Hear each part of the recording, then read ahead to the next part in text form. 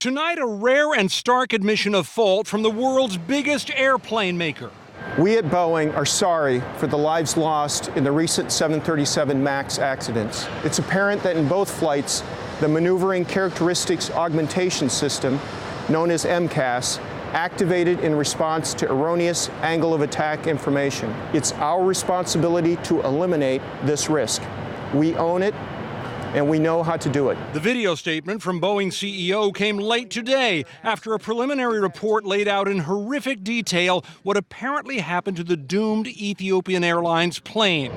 The report says the trouble starts right after takeoff, with airspeed and altitude readings from the left side of the 737 MAX 8 that don't match the readings from the right side, and two sensors on the front disagreeing about the angle of the aircraft's nose. The sensor on the right shows steady readings around 15 degrees, but the one on the left swings wildly from 11 to nearly 75 degrees steep, as if the plane is rocketing upward. Those readings are false, but they appear to trigger the MCAS system, an onboard computer which starts pulling the nose down. If the plane were climbing steeply, that would prevent a stall. But because it is climbing normally, the system erroneously starts pushing it toward the ground.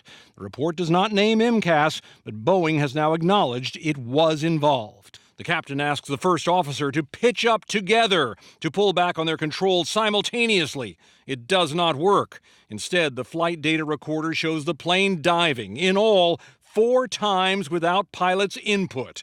An impact warning sounds in the cockpit. Don't sink, don't sink. The crew performed all the procedures repeatedly provided by the manufacturer, but was not able to control the aircraft.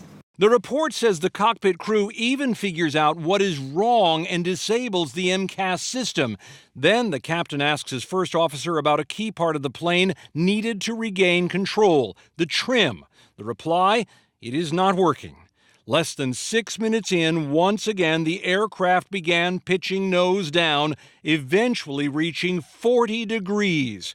And it slams into the ground with 157 people on board at nearly 600 miles an hour. It is all eerily similar to the crash of an identical jet near Indonesia last fall, killing 189 people. And even though this is just a preliminary report which does not find a probable cause, Boeing is promising a software update for MCAS, some additional safety measures, and trying to regain public confidence.